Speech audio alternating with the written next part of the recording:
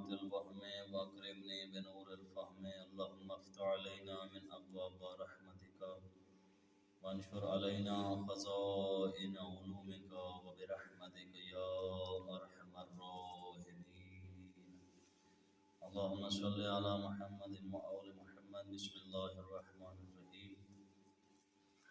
آج ہم بحث کر رہے ہیں جی صفات سلبیہ، جو ایسی صفات جو صرف خدا کی ذات کے لائق نہیں ہیں. یعنی یہ 8 صفات جو ہیں جن کو صفات سلبیہ کہا جاتا ہے، یہ خدا کی ذات میں نہیں پائی جاتی. اس سے پچھلی نشست میں ہم آگے ذکر کر رہے تھے پہلے توحید، اصول دین کا جو پہلا رکن ہے توحید، وہ ہم نے پڑھا. اب اس میں آگے جو ہے 2 قسم کی صفات ہیں، ایک ہیں صفات ثبوتیہ اور ایک ہیں صفات سلبیہ. صفات ثبوتیہ ان صفات کو کہتے ہیں جو صرف خدا کی ذات میں پائی جاتی ہیں، اس کے علاوہ کسی اور میں وہ صفتیں نہیں پائی جاتی. وہ خوبیاں صرف اور صرف خالق لم یزل کی ذات میں پائی جاتی ہیں. صفات سلبیہ وہ صفتیں ہیں جو خدا کی ذات میں نہیں پائی جاتی. صفات ثبوتیہ جو ہیں ان میں ویسے تو بہت ساری ایسی صفات ہیں جو کہ صرف خدا کی ذات کی ہیں، لیکن ان میں جو مشہور ہیں وہ چند ایک ہم ذکر کرتے ہیں، جن میں ویسے تو خدا کی جو صفات ہیں ان کو شمار کرنا ایک عام انسان کی جو ہے وہ بس میں نہیں ہے.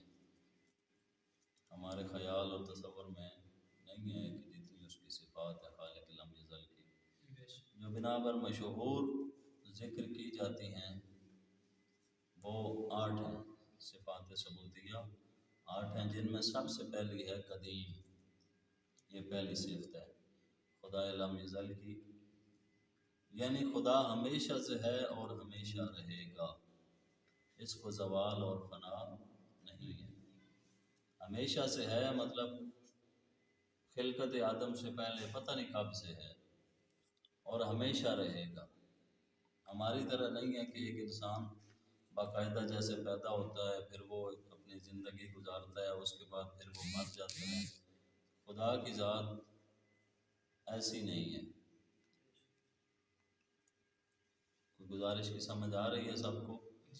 قدیم یعنی خدا ہمیشہ سے اور ہمیشہ رہے گا، اس میں کوئی شک و شبہ نہیں ہے.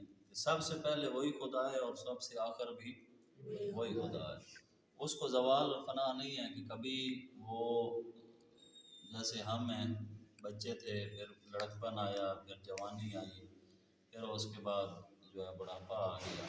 یعنی ایک جو ہماری سلسلہ تھا سٹیپ بائی سٹیپ چلتا گیا. خدا کی ذات میں ایسا نہیں، وہ قدیم ہے، ہمیشہ سے ہے اور ہمیشہ رہنے والا ہے. دوسری ہے ذات، جو اس کی صفات میں سے دوسری صفت ہے وہ ہے قادر، یعنی قدرت رکھنے والا. وہ ایسا قدرت رکھنے والا ہے جو خالق کی کائنات ایسا قدرت رکھنے والا ہے جو کائنات کی ہر چیز کی قدرت رکھتا ہے. یہ چاند ستارے سورج ان کا اپنے وقت پر آنا جانا یہ سب جو ہے اس کے قبضہ قدرت میں ہے. خلق کرنا، پیدا کرنا، موت دینا، یہ سب اس کے قبضہ قدرت میں ہے. وہ قادر ہے، ان سب چیزوں پر قدرت رکھتا ہے. نمبر 3 پہ آئیں تو آ جاتا ہے عالم. ویسے تو ہم عرف عام میں عالم مشہور ہوتا ہے کہ جو خطیب ہے مسجد کے یا جو صاحب ممبر لوگ ہیں یا صاحب امامہ لوگ ہیں ہم ان کو عالم سمجھتے ہیں کہ یہ عالم ہے. ٹھیک ہے، وہ بھی عالم ہیں، لیکن خدا کی ذات ایسی عالم ہے جو ہر چیز کے جاننے والا ہے. ہم عالم ہیں، کوئی بندہ جو ہے وہ اصول فقہ کا عالم ہے، کوئی علم نجوم کا عالم ہے، کوئی علم تفسیر کا عالم ہے. مختلف جو علوم ہیں، کوئی علم سائنس کا عالم ہے، کوئی بایو کا عالم ہے. اس طرح لوگوں نے مختلف چیزوں میں مختلف ڈگریاں حاصل کر رکھی ہوتی ہیں. کوئی ڈاکٹریٹ میں مطلب کہ عالم ہوتا ہے اپنی اپنی شعبہ میں، لیکن خدا ایک ایسا عالم ہے جو ہر چیز میں عالم ہے. اس سے چھپی ہوئی کوئی چیز نہیں ہے. کائنات میں کوئی ایسا علم نہیں ہے جو کہ اس کے وجود میں نہ ہو. خالق لم یزل جو ہے اس میں ہر چیز کا علم موجود ہے۔ حی یعنی ایسا زندہ، خدا زندہ ہے اور ہمیشہ زندہ رہے گا، ایسے نہیں ہماری طرح پیدا ہو اور پھر جیسے ہمیں موت آئے گی، موت برا کے ہر کسی کو آنی ہے، جیسے ہمارے آبا و اجداد اس دنیا میں آیا وہ اس دنیا میں نہیں رہے، چلے گئے ہیں۔ روزمرہ زندگی میں ہم دیکھتے ہیں کہ کئی لوگ آتے ہیں دنیا میں اور پھر ان کا انتقال ہو جاتا ہے، تو وہ حی ان کی صفت نہیں ہو سکتی عام انسانوں کی، یہ صرف خدا کی صفت ہے کہ وہ خدا زندہ ہے اور ہمیشہ زندہ رہے گا۔ نمبر 5 پہ صفت خدا ہے جی صفات ثبوتیہ میں سے مرید۔ مرید جو ہے وہ ارادہ سے نکلا ہے، لفظ ارادہ سے، کہ وہ صاحب ارادہ ہے، جو کچھ کرتا ہے اللہ ارادہ کے ساتھ کرتا ہے، نہ کہ بے اختیاری سے کوئی بھی کام انجام دیتا ہے۔ کوئی بھی اللہ کی ذات کام ہوتا ہے اس میں اس کی حکمت چھپی ہوئی ہوتی ہے اور اس میں اس کا ارادہ پہلے سے موجود ہوتا ہے۔ مدرک یعنی خدا ہر ظاہر اور پوشیدہ چیز معلوم کرنے والا ہے۔ ہم مدرک ہیں صرف ان چیزوں کے کہ جو ہمیں سامنے نظر آ رہی ہیں، لیکن خدا مدرک ایسا مدرک ہے کہ جو ظاہر کو بھی جانتا ہے اور باطن کو بھی جانتا ہے، جو چیزیں نظر نہیں آتی ان چیزوں کو بھی وہ خالق لم یزل جانتا ہے۔ نمبر 7 پہ ہے متکلم۔ متکلم نکلا ہے کلام کرنے والا۔ کلام تو ہم بھی کرتے ہیں، انبیاء اور رسل بھی کلام کرتے ہیں، معصومین علیہ السلام بھی کلام کرتے ہیں، اور اس کے علاوہ جو ہے چرند پرند ہر چیز اپنی اپنی زبان میں کلام کرتی ہے۔ حیوان جو ہے وہ اپنی زبان میں کلام کرتے ہیں، انسان اپنی زبان میں کلام کرتے ہیں۔ تو یہ صرف خدا کے لیے متکلم کا لفظ جو بولا گیا ہے اور اس کی صفات میں سے ہے، اس متکلم کا مطلب یہ ہے کہ وہ ہر ایک چیز کو بولنے کی طاقت عطا کر سکتا ہے۔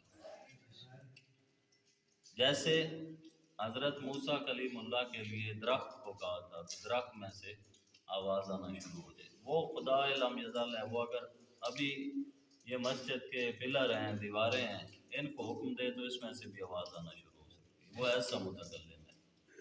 صادق آخری جو 8ویں صفت ہے خدا لم یزل کی وہ ہے صادق، یعنی کہ خدا کا کلام سب صحیح ہے، درست ہے اور برحق ہے۔ جو کچھ خدا نے بھیجا ہے، پرانی جو کتابیں بھیجی ہیں، تورات آئی ہے، زبور آئی ہے، انجیل آئی ہے، اور اب جو ہمارے نبی پہ اتاری گئی کتاب ہے جو نازل ہوئی ہے وہ قرآن مجید فرقان حمید ہے، یہ ساری جو کتابیں ہیں یہ سچی ہیں اور صادق کی بھیجی ہوئی ہے، وہ اس خدائے برحق کا صحیح کلام ہے۔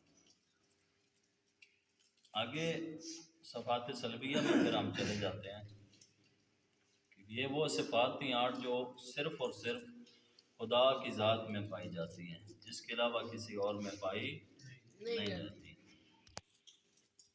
آگے پھر شرک جو ہوتا ہے نا، شرک کی پھر 2 قسمیں ہیں، ایک ہوتا ہے شرک فی الذات، ایک ہوتا ہے شرک فی الصفات۔ شرک فی الذات اور شرک فی الصفات میں کیا فرق ہے؟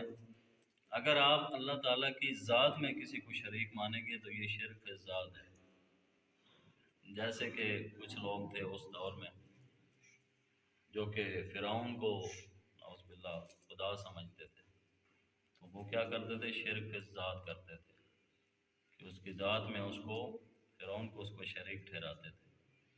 شرک فی صفات کیا ہے کہ اللہ تعالیٰ کی جو صفات ہیں ان میں کسی اور کو اللہ تعالیٰ کے برابر کھڑا کرنا یا برابر ٹھہرانا، یہ ہے اس کی صفات میں کسی کو شریک کرنا۔ تو لہٰذا یہ جو دونوں قسم کی شرک ہیں، ان دونوں سے بچنا ہر حال میں ایک مسلمان کے لیے، جس بندے نے کلمہ پڑھا ہے اس کے لیے ضروری ہے کہ وہ شرک فی ذات سے بھی بچے اور شرک فی صفات سے بھی بچے، ورنہ وہ کیا ہوگا؟ پھر انسان جو ہے وہ مسلمان نہیں رہے گا بلکہ مشرک ہو جائے گا۔ آگے صفات سلبیہ